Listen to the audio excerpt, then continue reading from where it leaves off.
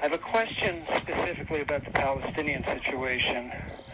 Yeah. I wonder if you would say something about the problem and the solution, which seems to me to be that there is this very tiny minority of Israelis who believe in their right to occupy the Palestinian territories. And somehow these people have managed to leverage the whole of Israel and the whole of the United States to support their cause.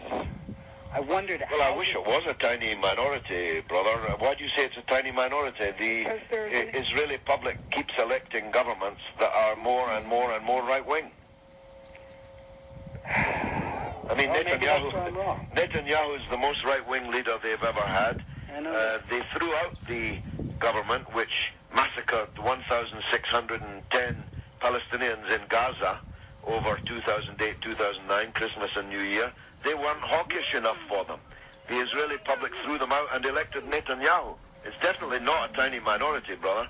This government that you see in Tel Aviv is the government chosen by the majority of people in Israel. There's no point in wishing that away. The bigger question is how come America is allowing its policy towards this whole region and this whole Muslim ummah of 2 billion people is allowing its policy to be dictated by the Israel lobby in the United States, principally AIPAC, which is effectively telling the U.S. government what they can and cannot do, even when what they're not doing or doing is against the interests of the United States. Okay. Don't you think? I agree with what you said so far. By minority, I meant the actual settlers, the fundamentalists, whatever you want to call them. But the government that is backing those settlers what has scared is the government chosen by the majority in Israel.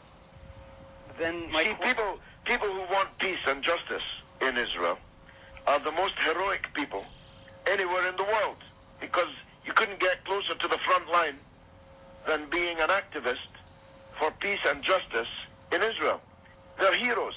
What has scared the Israeli people, a thinking and world-wise group of people, into following this right-wing agenda? What force could we possibly... Well, lots of things. Racism, a belief that might is right, a belief that if you are strong enough and determined enough to use your strength, you can have your way.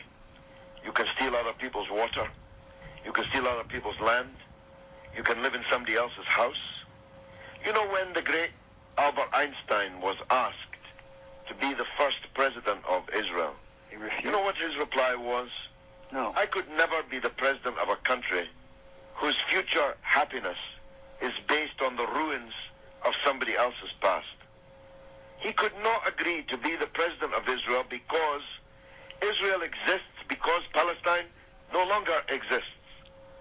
Israel is built on the villages and even sometimes in the houses that belonged to the Palestinian people before Palestine was wiped off the map. These are the melancholy truths. I know that people would love them to be otherwise. They'd love to believe that the majority of Israelis would like to have an honorable peace with justice and so on. I'm afraid it's not true. Israelis have been voting in governments, more and more extreme right-wing governments, for the last 35 years. Thanks very much for the call.